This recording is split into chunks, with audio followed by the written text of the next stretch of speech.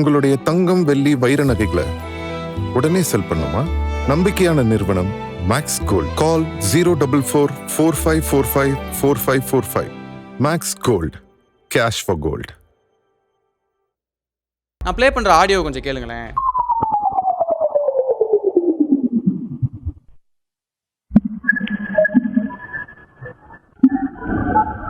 விண்வெளியிலேருந்து நம்ம பூமிக்கு வந்த சிக்னல் தான் இது. தொடர்ந்து 5 மணி நேரத்துக்கு விண்வெளியிலேருந்து நம்ம பூமிக்கு இது ரிசீவ் ஆகிட்டே இருந்திருக்கு. அதுக்கப்புறம் அது ஆஃப் ஆயிடுச்சு. அந்த சிக்னலை அதுக்கப்புறம் எடுத்து டீகோட் பண்ணி பார்க்கும்போது தான் அது இந்த மாதிரியான ஒரு சத்தமாக இருக்குது அப்படிங்கிற மாதிரி தெரிய வந்திருக்கு. இப்போ இந்த சத்தம், அதாவது இந்த சிக்னல் எங்கேருந்து வந்துச்சு அப்படின்னு பார்த்தோம்னா, நம்ம பூமிக்கு பக்கத்துலேயே ப்ராக்சிமா செஞ்சுரி அப்படிங்கிற ஒரு நட்சத்திர குடும்பம் இருக்குது. அங்கேருந்து தான் அது வந்திருக்கு. அதுலேயும் குறிப்பாக அந்த ப்ராக்சிமா செஞ்சுரி நட்சத்திர குடும்பத்தில் ப்ராக்சிமா செஞ்சுரி பி அப்படிங்கிற ஒரு கிரகம் இருக்குது.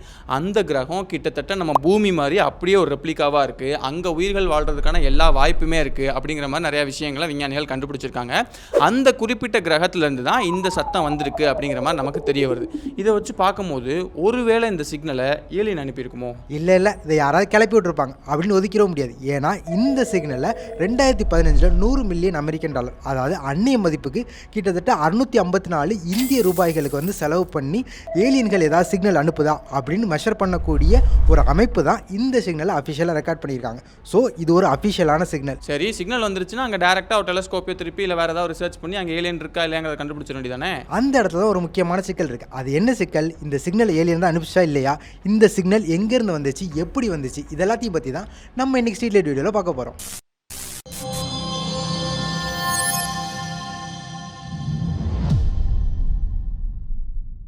முதல்ல இந்த சிக்னலை யார் ரெக்கார்ட் பண்ணா? சிக்னல் ரெக்கார்ட் பண்ணுறதுக்கு முன்னாடி நமக்கு ஏலியன்ஸ் இருக்கா இல்லையாங்கிறது வந்து ஆதி காலத்துலேருந்தே நம்ம யோசிச்சுட்டே தான் இருக்கோம்.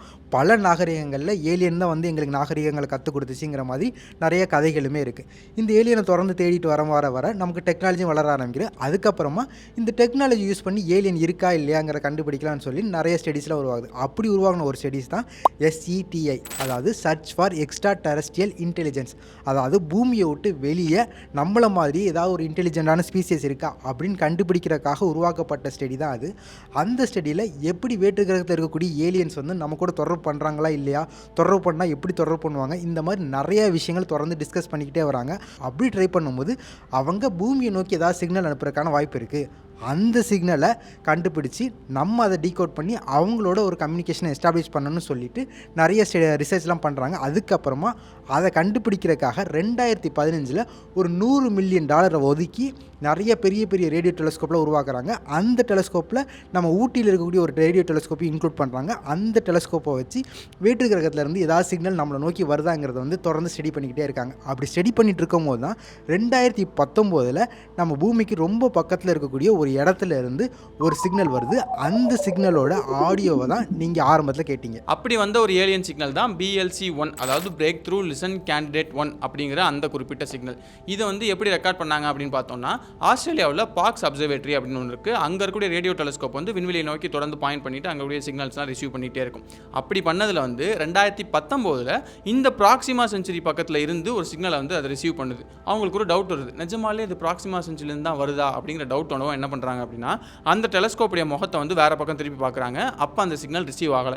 மறுபடியும் ஏற்கனவே இருந்த பாயிண்ட்டுக்கு வந்து திருப்பி பார்க்குறாங்க. அப்போ அந்த சிக்னல் ரிசீவ் ஆகுது. அப்போ அவங்க கன்ஃபார்ம் பண்ணுறாங்க, அப்போ ப்ராக்சிமா செஞ்சுரிலேருந்து தான் வருது அப்படின்னு சொல்லிட்டு. இப்போ ப்ராக்சிமா செஞ்சுரிலேருந்து வர்றது ஏன் வந்து ரொம்ப ஆச்சரியமான விஷயமா இருக்குது அப்படின்னா, இப்போ இந்த ப்ராக்சிமா செஞ்சுரியுமே கிட்டத்தட்ட நம்ம பூமி சூரிய குடும்பம் அதே மாதிரி தான். என்ன அப்படின்னா, பொதுவாக எல்லா கிரகம் நட்சத்திரம் இது எல்லாத்துக்குமே வந்து ஹேபிட்டபிள் ஜோன் அப்படின்னு ஒன்று இருக்கும். இப்போ நம்ம சூரியனே எடுத்துக்கிட்டோம்னா, சூரியன்லேருந்து ஒரு குறிப்பிட்ட தூரம் வரைக்கும் டெம்பரேச்சர் ரொம்ப அதிகமாக இருக்கும். அதுவே இன்னொரு குறிப்பிட்ட தூரம் போயிட்டோம்னா டெம்பரேச்சர் ரொம்ப கம்மியாக இருக்கும். அப்போ இடைப்பட்ட ஏதோ ஒரு பாயிண்ட்டில் தான் சரியான ஒரு டெம்பரேச்சர். எதுக்கு அப்படின்னா, உயிர்கள் தோன்றி வாழ்றதுக்கான சரியான டெம்பரேச்சர், மற்ற சூழல் எல்லாமே கரெக்டாக ஒரு இடத்துல இருக்கும். இதுதான் ஹேபிட்டபிள் ஜோன் அப்படின்னு சொல்லுவாங்க. நம்ம பூமியுமே இந்த மாதிரி ஒரு ஹேபிட்டபிள் ஜோனில் இருக்கிறதுனால தான் இங்கே உயிர்கள் வந்து தோன்றது, இந்த மாதிரியான விஷயங்கள்லாம் நடக்குது. இப்போ இதே விஷயத்தை நம்ம ப்ராக்சிமா செஞ்சுரியில் எடுத்துக்கிட்டோம்னா, ப்ராக்சிமா செஞ்சுரி அந்த நட்சத்திரத்துடைய ஹேபிட்டபிள் ஜோனில் தான் ப்ராக்சிமா செஞ்சுரி பி அப்படிங்கிற அந்த கிரகம் இருக்குது. அந்த கிரகத்தை நம்ம ஏற்கனவே ஆராய்ச்சி பண்ணி பார்த்ததில் அங்கே உயிர்கள் வாழ்றதுக்கான எல்லா விஷயமே இருக்குது. இந்த மாதிரியான விஷயங்கள்லாம் நமக்கு ஏற்கனவே தெரிஞ்சு வந்துருச்சு. இது போக அந்த நட்சத்திரத்தோட வயசு எடுத்து பார்த்தோம்னா, நம்ம சூரியனோட வயசு வந்து 450 கோடி ஆண்டுகள் இருக்கலாம் அப்படிங்கிற மாதிரி கணிச்சிருக்காங்க. இதே மாதிரி ப்ராக்சிமா செஞ்சுரியோட வயசு எடுத்து பார்க்கும்போது 480 கோடி ஆண்டுகள், அதாவது நம்ம சூரியனோட ஒரு 30 கோடி ஆண்டுகள் தான் முன்னாடி இருக்குது அப்படிங்கிற மாதிரி தெரிய வருது. அப்படி பார்த்தோம்னா அங்கே வந்து உயிர்கள் வாழ்றதுக்கான வாய்ப்பு இருக்குது, அங்கேருந்து ஒரு சிக்னல் வருது. இது எல்லாத்தையும் வச்சு தான் கண்டிப்பாக இங்கே ஏலியன் இருக்கிறதுக்கான வாய்ப்பு இருக்குது, அது மூலமாக தான் நமக்கு சிக்னல் வந்துகிட்டே இருக்குது அப்படிங்கிற கேள்வி வந்து ரொம்ப வலுவாக எழுது. இப்போ இதை பற்றி தொடர்ந்து ஆராய்ச்சி பண்ணிட்டு இருக்காங்க. அப்படி ஆராய்ச்சி பண்ணதில் ஒரு முக்கியமான கேள்வி ஒன்று வருது. என்னென்னா, இப்போ அது எவ்வளோ தூரத்தில் நம்ம பூமியிலேருந்து இருக்குது அப்படின்னு பார்த்தோம்னா, நம்ம பூமிக்கும் ப்ராக்சிமா செஞ்சுரிக்குமான அந்த தூரங்கிறது 4.2 லைட் இயர்ஸ். அதாவது இங்கேருந்து ஒரு சிக்னல் அனுப்பிச்சோம்னா 4 வருஷத்தில் அங்கே போய் சேர்ந்துடும். இப்போ இவ்வளோ கிட்ட இருக்குது அப்படிங்கிற பட்சத்தில் டேரெக்டாக ஒரு டெலஸ்கோப் அந்த பக்கம் திருப்பி என்ன இருக்குது ஏது இருக்குது அப்படிங்கிறத பார்த்தே கண்டுபிடிச்சிடலாம்ல. ஏன் அப்படி கண்டுபிடிக்க மாட்டாங்க? அந்த இடத்துல ஒரு முக்கியமான சிக்கல் வருது. என்னென்னா, ஒரு இடத்துல உயிர் இருக்கா இல்லையாங்கிறத வந்து நம்ம டேரெக்டாக ஜூம் பண்ணி பார்க்குற அளவுக்கான டெலஸ்கோப் வந்து நம்மக்கிட்ட இல்லை. அவ்வளோ தூரத்தில் இருக்கு. அவ்வளோ தூரத்தில் இருக்கக்கூடிய ஒரு ஆப்ஜெக்ட் வந்து ஜூம் பண்ணி அங்கே உயிர்கள் வாழுதா இல்லையான்னு பார்க்குற அளவுக்கான டெலஸ்கோப் நம்மகிட்ட இல்லை. ஆனால் வேறு சில விஷயங்களை வச்சு அந்த இடத்துல உயிர்கள் வாழுதா இல்லையாங்கிறத சொல்லுவோம். அதுதான் சிக்னேச்சர்ஸ்னு சொல்லுவாங்க. அதில் 2 வகையான சிக்னேச்சர் இருக்குது. ஃபஸ்ட்டு சிக்னேச்சர் என்னென்னா பயோ சிக்னேச்சர். இப்போ ஒரு இடத்துல வந்து உயிர்கள் தோன்றுது, ஒரு இடத்துல செடிகள்லாம் வளருதுங்கிற பட்சத்தில் அந்த செடிகளில் இருக்கக்கூடிய குளோரோஃபில்லாம் அங்கே பரவ ஆரம்பிக்கும். இல்லை கடல்வாழ் உயிரினங்கள் இருக்குன்னா அந்த கடல்வாழ் உயிரினங்களில் சில உயிரினங்கள் டைமெத்தில் சல்ஃபைட் அப்படின்னு சொல்லக்கூடிய ஒரு வகையான கேஸை வெளியிடும். அந்த கேஸ் வந்து அதோட அட்மாஸ்பியரில் இருக்கும். இப்போ ஒரு கிரகத்தை எடுத்துக்கிட்டிங்கன்னா அந்த கிரகம் அதோட நட்சத்திரத்தை சுற்றி வரும். அப்படி சுற்றி வரும்போது அந்த கிரகம் சரியாக அந்த நட்சத்திரத்துக்கு முன்னாடி வரும்போது அந்த நட்சத்திரத்துலேருந்து வரக்கூடிய ஒளி அந்த கிரகத்தோட அட்மாஸ்பியரில் படும். அப்படி படும்போது அந்த அட்மாஸ்பியரில் இருக்கக்கூடிய மாலிக்யூல்ஸ் எல்லாம் அதோட தன்மையை பொறுத்து சில வேவ்லென்த் இருக்கக்கூடிய லைட்டை மட்டும் உள்வாங்கிட்டு மீதி லைட்டை வெளியிடும். இந்த லைட்டை நம்ம பூமியில் இருக்கக்கூடிய டெலஸ்கோப் மாதிரியான விஷயங்களை வச்சு கேப்சர் பண்ணி பார்க்கும்போது சில குறிப்பிட்ட வேவ்லென்த்தில் இருக்கக்கூடிய லைட்டு மட்டும் மிஸ் ஆகும். ஸோ எந்தெந்த வேவ்லென்த்தில் இருக்கக்கூடிய லைட்லாம் மிஸ் ஆகிருக்கு அப்படிங்கிறத வச்சு அந்த கிரகத்தில் என்னென்ன மாலிக்யூல்லாம் அதோட அட்மாஸ்பியரில் இருக்குங்கிறத நம்மளால் இங்கேருந்தே சொல்ல முடியும். இது மூலமாக அந்த அட்மாஸ்பியரில் குளோரோஃபில்ங்கிறது இருந்துச்சுன்னா அப்போ அங்கே செடிகள் இருக்குங்கிறத உறுதிப்படுத்தலாம். டைமெத்தில் சல்ஃபேட் மாதிரியான கேஸ் இருந்துச்சுன்னா அந்த இடத்துல கடல்வாழ் உயிரினங்கள் இருக்குது அப்படிங்கிறதையும் உறுதிப்படுத்தலாம். இதை தான் நம்ம பயோ சிக்னேச்சர் சொல்லுவோம். இப்போ இந்த பயோ சிக்னேச்சரை வச்சு இங்கே என்ன இருக்குங்கிறதையும் கண்டுபிடிச்சிடலாம்ல. இது ஒர்க் ஆகணும்னா அதுக்கு ஒரு முக்கியமான கண்டிஷன் இருக்குது. அது என்னென்னா, நம்ம பூமியிலேருந்து பார்க்கும்போது அந்த கிரகம் அதோட நட்சத்திரத்துக்கு முன்னாடி வரணும். ஆனால் இந்த ப்ராக்சிமா சென்சுரி பி எடுத்துக்கிட்டிங்கன்னா அது பூமியிலேருந்து பார்க்கும்போது அந்த நட்சத்திரத்துக்கு மேலேயும் கீழே தான் போயிட்டு வருதே தவிர கரெக்டாக அது நட்சத்திரத்துக்கு முன்னாடி இருக்கிற மாதிரியான ஆங்கிள் நம்ம பூமியிலேருந்து கிடைக்கல. அதனால் இந்த ஸ்டடியை அந்த கிரகத்தில் நம்மளால் பண்ணவே முடியல. சரி, அது இல்லைன்னா அப்புறம் இன்னொரு விஷயம், அந்த டெக்னோ சிக்னேச்சர் சொன்னோம்ல, அது மூலியமாக பண்ணலாம்ல. அதுக்கு முதல்ல டெக்னோ சிக்னேச்சர்ஸ் அப்படின்னா என்னன்னு தெரியும். இப்போ எடுத்துக்கிட்டிங்கன்னா நம்ம வந்து நிறைய டெக்னாலஜி யூஸ் பண்ணுறோம். ஸோ நம்ம வெளியிலேருந்து நம்ம பூமியை பார்க்கும்போது நம்ம பூமியை சுற்றி நிறைய மேன்மேட் சேட்டலைட் சுற்றும். இது போக இந்த சேட்டலைட்ஸ் வந்து நிறைய ரேடியோ சிக்னல்ஸ் எமிட் பண்ணும். அந்த ரேடியோ சிக்னல்ஸ் பூமியை தாண்டியும் ஸ்பேஸுக்கும் போகும். அதே மாதிரி பூமியிலேருந்து அந்த சேட்டலைட்டுக்கு போகிறது, அதுக்கப்புறம் பூமியில் யூஸ் பண்ணக்கூடிய நிறைய ரேடியோ சிக்னல்ஸு, அப்புறம் லேசர்ஸ், இதெல்லாம் கூட ஸ்பேஸில் ட்ராவல் ஆகும். ஸோ வெளியிலேருந்து பார்க்கும்போது இந்த மாதிரி சில விஷயங்கள்லாம் வெளியே வருதுங்கிற பட்சத்தில் அந்த இடத்துல ஏதாவது ஒரு அட்வான்ஸான சிவிலைசேஷன் இருக்கிறதுக்கான வாய்ப்பு இருக்குது அப்படிங்கிறத வந்து நம்மளால் உறுதிப்படுத்த முடியும். இந்த மாதிரியான அடையாளங்களை தான் டெக்னோ சிக்னேச்சர்ஸ் அப்படின்னு சொல்கிறாங்க. அப்படி ஒரு டெக்னோ சிக்னேச்சர்ஸ் தான் ரேடியோ வேவ்ஸ். அதாவது நம்ம கம்யூனிகேஷன்ஸ்க்குலாம் ரேடியோ வேவ்ஸ் தான் யூஸ் பண்ணுறோம். இதே மாதிரியான ஒரு ரேடியோ வேவ்ஸ் வந்து வேற்று கிரகத்திலேருந்து வருதா அப்படிங்கிறத சர்ச் பண்ணும்போது தான் நமக்கு இந்த BLC1ங்கிற சிக்னல் வந்து நம்ம கையில் வந்து மாட்டுது. இப்போ டெக்னோ சிக்னேச்சருங்கிறது கன்ஃபார்ம் ஆகிடுச்சு. இப்போ அதை அனுப்புனது ஏலியனா இல்லையா? அதுக்கு வந்து மொத்தம் 3 விஷயத்தை பாஸ் பண்ணணும். அதுக்கு ஃபஸ்ட்டு வந்து இது எந்த ஒரு நேச்சுரல் ப்ராசஸ்லேயும் ரிப்பீட் ஆகக்கூடாது. உதாரணத்துக்கு ஏதாவது ஒரு ஸ்டார் மோதும் போதோ இல்லை வெடிக்கும் போதோ அங்கே வந்து நிறைய ரேடியோ ஃப்ரீக்வன்சிஸ் வந்து உருவாகிறதுக்கான வாய்ப்பு இருக்குது. அந்த மாதிரி எந்த ஃப்ரீக்வன்சியோட இது மேட்ச் ஆகக்கூடாது. அப்படி செக் பண்ணி பார்த்தப்போ நமக்கு வந்து இந்த சிக்னல் பார்த்திங்கன்னா இது கரெக்டாக 982 மெகாஹெர்ட்ஸ் கூடிய ஒரு ஃப்ரீக்வன்சியில் தான் வந்திருக்கு.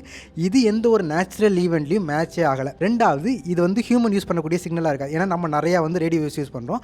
அந்த ரேடியோ வேவ்ஸ் எங்கேயாவது பட்டு திரும்ப அதே திசையிலேருந்து ரிஃப்ளெக்ட் ஆகி வந்துச்சுன்னா கூட நமக்கு வந்து ஃபால்ஸ் டிடெக்ஷன் ஆகிறதுக்கான வாய்ப்பு இருக்குது. ஸோ அதை செக் பண்ணுறதுக்கு என்ன பண்ணாங்கன்னா, நம்ம என்னென்ன ஃப்ரீக்வன்சியில் வந்து சிக்னல்ஸ் யூஸ் பண்ணுறோங்கிற டேட்டா வந்து நமக்கு ஆல்ரெடி இருக்குது. அந்த டேட்டாவோட ஏதாவது மேட்ச் ஆதான்னு பார்க்கும்போது இது எந்த டேட்டாவோட மேட்ச் ஆகலை. ஸோ இந்த விஷயங்கள் அவுட் ஆயிடுச்சு. இப்போ மூணாவது பார்த்தீங்கன்னா, ஒரு பொருள் வந்து நம்மளை நோக்கி வந்துட்டு இருக்கு. அந்த பொருள் வந்து ஒரு சிக்னலை நம்மளை நோக்கி அனுப்புதுங்கிற பட்சத்தில் அந்த பொருள் நம்ம கிட்ட வர வர அந்த பொருள்லேருந்து வரக்கூடிய அந்த சிக்னலோட ஃப்ரீக்வன்சி கூடிக்கிட்டே போகும்.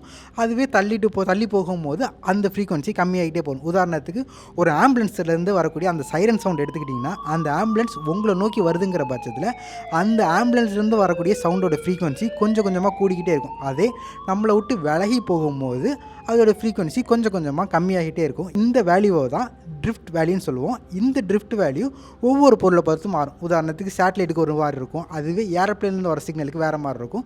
அப்படி ஒவ்வொரு சிக்னலுக்கும் வேறு வேறு மாதிரி இருக்கும். அதே மாதிரி நம்ம பூமியை நோக்கி வந்த இந்த BLC1 சிக்னலுக்கு ஒரு ட்ரிஃப்ட் வேல்யூ இருந்துச்சு. அந்த ட்ரிஃப்ட் வேல்யூவில் பூமியில் நடக்கக்கூடிய நிறைய சிக்னல்ஸோட ட்ரிஃப்ட் வேல்யூவோட கம்பேர் பண்ணி பார்க்கும்போது நிறைய ஈவெண்ட்டில் இருக்கக்கூடிய ட்ரிஃப்ட் வேல்யூ இந்த சிக்னலோட ட்ரிஃப்ட் வேல்யூவோட மேட்ச் ஆச்சு.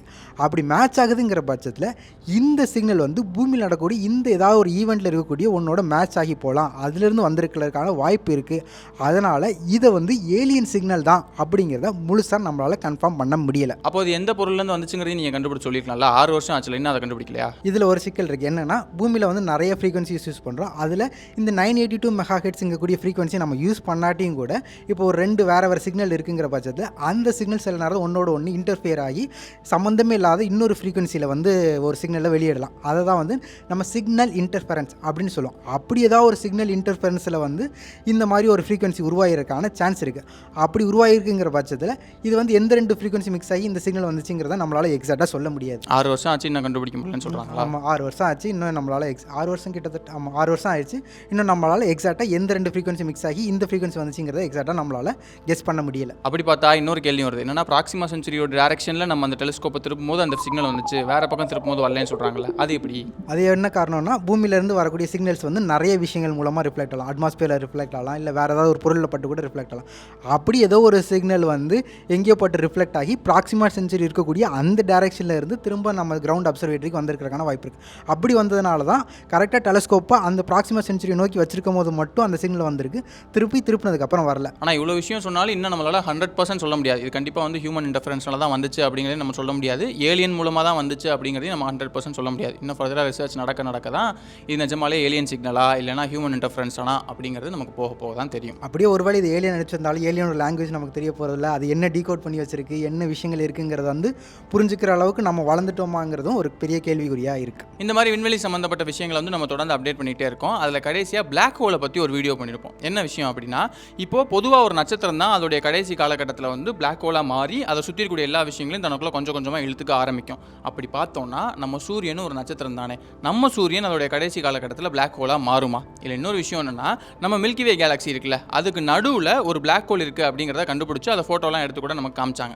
இப்போது இந்த பிளாக் ஹோலை சுற்றி தான் நம்ம மில்கி வேல இருக்கக்கூடிய மற்ற விஷயங்கள்லாம் சுற்றி வந்துகிட்டே இருக்குது. பிளாக் ஹோல் தன்னை சுற்றக்கூடிய எல்லா விஷயங்களையும் தனக்குள்ளே இழுத்துக்கும் அப்படிங்கிற பட்சத்தில் நம்ம மில்கி வே கேலக்ஸிக்கு நடுவில் சுற்றிட்டு இருக்கக்கூடிய இந்த பிளாக் ஹோல் மில்கி வே கேலக்ஸியில் இருக்கக்கூடிய மற்ற விஷயங்களெல்லாம் கொஞ்சம் கொஞ்சமாக தனக்குள்ளே இழுத்துக்குமா? அப்படி இழுக்கும் போது நம்ம சூரிய குடும்பத்தையும் நம்ம பூமியையும் தொடர்ந்து தனக்குள்ளே இழுத்துக்குமா? இந்த விஷயங்களை பற்றி நம்ம ரொம்ப டீட்டெயிலான வீடியோ பண்ணியிருக்கோம். அந்த விஷயங்களை பற்றி தெரிஞ்சுக்கணும், பிளாக் ஹோலை பற்றி இன்னும் நிறைய விஷயங்கள் நீங்கள் தெரிஞ்சுக்கணும் அப்படின்னு நினச்சிங்கன்னா அதுக்கான கார்டு நான் சைடில் கொடுக்குறேன். அதை கிளிக் பண்ணிங்கன்னா நீங்கள் பிளாக் ஹோலை பற்றி இன்னும் டீட்டெயிலாக தெரிஞ்சுக்கலாம். இன்னொரு நாள் இன்னொரு வீடியோவில் சந்திக்கிறோம்.